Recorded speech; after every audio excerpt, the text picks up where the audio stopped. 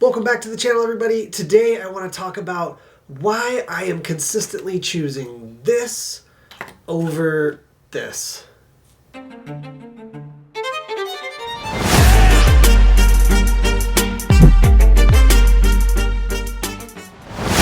Right, y'all, so I just want to jump into it. I do love my Jetboil. It is a really good system.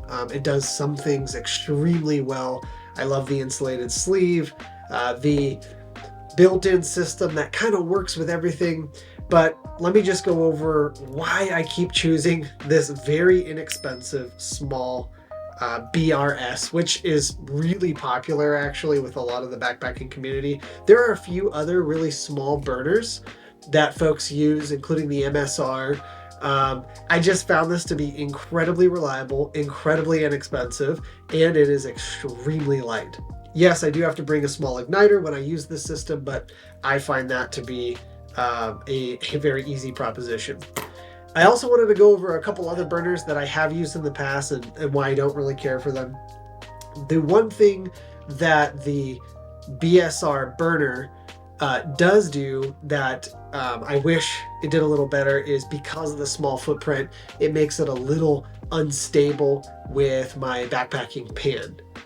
Now, as long as I place everything correctly and I have a level surface for my canister, it's not an issue. That's why it's not really a big ding. So back in the day, I thought I could get a cheap, fairly light burner from like a no-name brand on Amazon. And maybe this extended footprint would help so much. Here's the thing I didn't factor. The actual function of the stove with the simmer versus the full-on, it didn't work very well because this is a really cheap, poorly made item. So I would avoid the really cheap burners that seem too good to be true, because they probably are. I did the same thing with this one, which is another knockoff no-name brand from Amazon. Now there are some that are relatively good. In fact, I would say this BRS is not exactly the most name brand, although they do have a reputation for being extremely light, extremely cheap, and extremely good. So I'm going to go over some situations in which I think the Jetboil performs extremely well, and then we'll go into the situations of why I pick this most of the time. Now, when it comes to the Jetboil, you get a built-in lightweight cup with the insulated fins to make it really easy not to burn yourself, and it comes with a handle. It does have the integrated system, so you essentially hook it up, twist it on, and it attaches to the stove. But I'm just going to go over a few of the things that I don't like. Once I've attached this to the stove, you really can't put a pan on it. If you do that, you will end up burning the cooling fins or the plastic fins, whatever these are, and it just won't work for that application. So you do have to use it exclusively with that cup.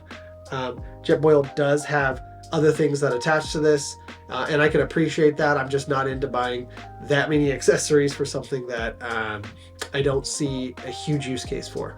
Now, if weight is not an issue and I'm throwing something into my car for a quick car camping trip, I will 100% bring this. It's super easy to make coffee and some food items where I just need boiling water without burning myself. The other thing I don't like about this Jetboil is once I have this mounted to my fuel canister, this needs to firmly twist onto this, and if I don't grab the gas canister just right, the mixed fuel canister, and twist, it ends up being actually really hard to do. And worse than that, once it's hot, full of liquid or whatever I have inside here, and trying to untwist it while grabbing this, I'm now potentially unscrewing it from the gas canister, which is not what I am intending to do. Then I would have to grab the actual bottom of the Jetboil and untwist. It's not a huge deal. I'm not saying it's the end of the world, and I do think Jetboil makes amazing products, so I'm not trying to knock them. And I don't get any funding or affiliate funding from any of these products. I'm just trying to give an honest take of where I'm at with my cooking supplies. So I have a Sea to Summit bowl, a Sea to Summit pan, a Toaks titanium cup, and this little burner. And as long as I have an igniter, maybe a little backup Bic lighter, this honestly is going with me 9 times out of 10 when I'm going to the backcountry. I'd love to hear what your setup is. Everyone's setup's different. Like I said, there's some other brands that make really good ultralight little burners, and I'm sure those are excellent too. I haven't had a chance to use the MSR, which at some point I do want to review that, and maybe that'll be a future video.